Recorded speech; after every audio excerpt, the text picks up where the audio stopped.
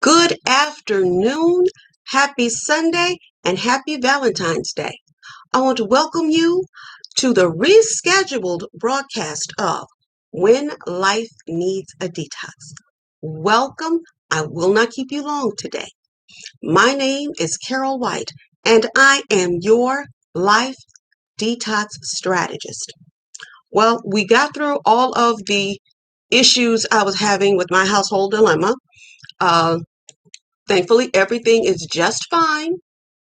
So we are good. And I need to get you guys the references for this week because I am finding that when I try to do them early, they don't show up.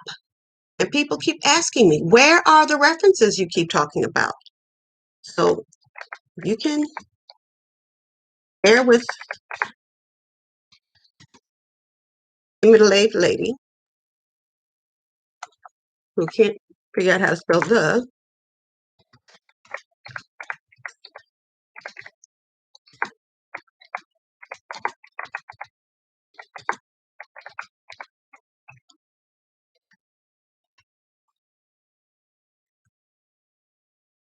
All right. Okay, so that's not going to go. So, well, some of these references are a little long and they just kind of don't fit. But anyway, this week's topic is how to have the race conversation. Now, the reason that I'm bringing this topic up is very simple.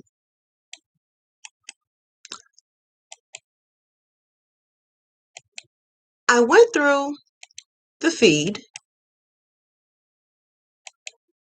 for this week, well, for last week's broadcast, and I was noticing a few things. Number one, there are some people that will comment, but they haven't watched the video, which that happens a lot because people oftentimes comment on the title rather than the content. You can't stop that. That just happens. Now, some people take the topic of racism as nothing more than a joke. I can't do anything about that either. But then there are just some people that were confused and wanted more information. Those are the people that I truly, truly admire, because to admit that you're unsure about something and you need help with clarification, that says so much about their level of intelligence and empathy. That's great. Now, I may not change their minds, but they want to see the other side. They want to see the other viewpoint. Those are great people. And then you have those that will basically say, I don't want to have a race conversation and I don't want you to have one either. Well, okay. I don't know how that works for them. I just don't see it as a way that can be handled by all, if you know what I mean. So it dawned on me that the problem could be just as simple as we don't know how to go about having conversations about race. It could be that simple. So let's start at the simplest point and break it down. And that is why we are going to talk about how to have race conversations. Now, the people I want to get out of the way first are those that just don't want to talk about race, that want to say race doesn't exist, it doesn't matter, there's no point to this, I don't see color, blah, blah, this, blah, blah, that. I get it. If that's how you feel, God bless you. I will not do anything to mess with your bubble. But here's the thing. If you do not want to talk about race, don't. Don't. Stay in your lane. If your lane says, I don't want to talk about race, you should not be over here in a lane getting into a conversation about race. You shouldn't be talking about race relations. You shouldn't be talking about any race-related subjects. You need to stay over here in this lane that says, I don't discuss race. And there's nothing wrong with that point of view. And I applaud it, provided you stay in your lane and stop telling other people what they need to be talking about, because that's not in your lane. Okay, now, for those who want to talk about race, there are ground rules for you too. Number one, respect.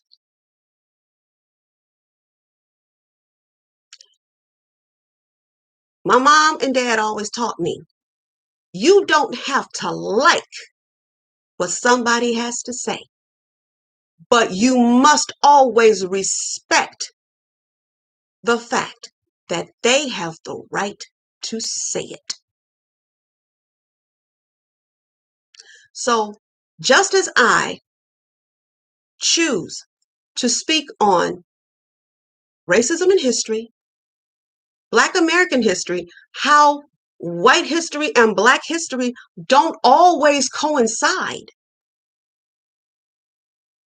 You don't have to like that, but you need to respect the fact that I have the right to do it, or that anyone has the right to do it. You have to have mutual respect. There has to be commonality. Hey, sweetie. My husband, I love that man.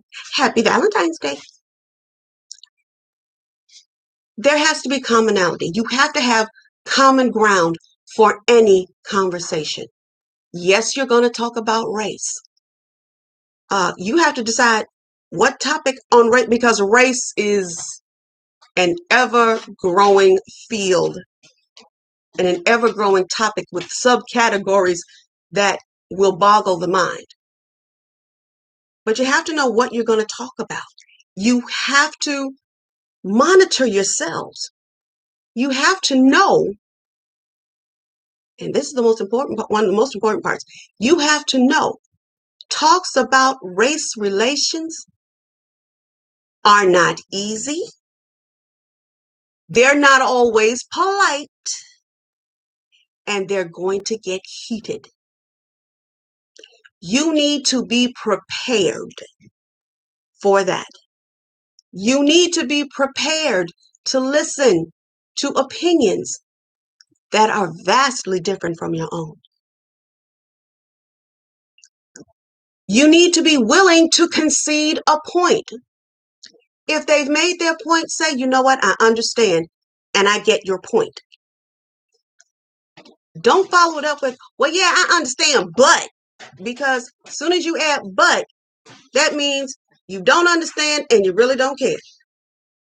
You're going to have to use empathy, and you're going to have to be able to concede a point. Just like whoever is with you in this conversation is going to have to be empathetic. They're going to have to understand that it's going to get heated and they're not going to like everything that's being said. You're going to get frustrated. And these talks about race will challenge everything that you've been taught to believe on both sides.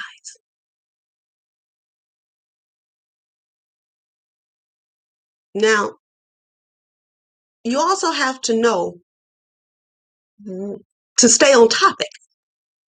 Because, like I said, race conversations have any number of unlimited subtopics. So you'll start off about race, and you want somebody's going to go into police brutality. Somebody's going to go into the educational system. Somebody's going to go into a belief about God. You've all got to be able to move it right back to the central point. Because if you go off on all of these tangents and you get away from your point, you're never going to get back to the topic. And you're going to be arguing and not really knowing why you're arguing or what you're arguing about. Also, you cannot have this conversation with people that don't want to have an enlightened conversation. Because the one thing you have to understand, to have a talk about race, you have to be willing to open your mind. You can't have these conversations with somebody with a closed mind. It does not work. Period. So okay, I know I had to pick up a few things. Now, like I said, you have to be ready to respect. And you have to resign yourself to the fact that this is going to be a hard conversation to have. And you have to be willing to reflect on what people are saying. You're going to have to be able to research and relearn. Because I'm like this. When I come to you and I'm talking about these topics, I've done research on every topic that I've come to. That is why I provide you with the references. Now, you can't, if you're coming to me in a comment and saying, that's not true, want to see my proof? Guess what? Yes, I do. You don't have to ask me. Put it in the feed and I'll research it. And if I'm proven wrong or there's another take on this, I'll be more than happy to come back and tell everybody what I learned. Because this is a learning process. I can't come in, just spout my ideas and say, oh, that's it. It's over. You can't change my mind. Now, he may not change my mind, but a different point of view is always good to present. If you have a point to make and you say you have research, let's see it. Because no one can learn if you don't provide it. And I might relearn a few things. May not change my mind, but I might relearn. And also, even though I say I won't change my mind, I have to be prepared to do two more things: reset and reboot. I do. I've got to be able to say, hey, wait a minute. I'm not totally wrong for the way I'm feeling, but I'm not quite right. So sometimes you have to reset and you do have to revamp what you're thinking and how you're feeling. You might have to do a reboot, and it's okay. Now, rebooting takes a minute. So does resetting. But the fact is, you're open to the process. And also, the one thing we all have to realize when we're talking about race, we have to recognize bias and we have to recognize privilege.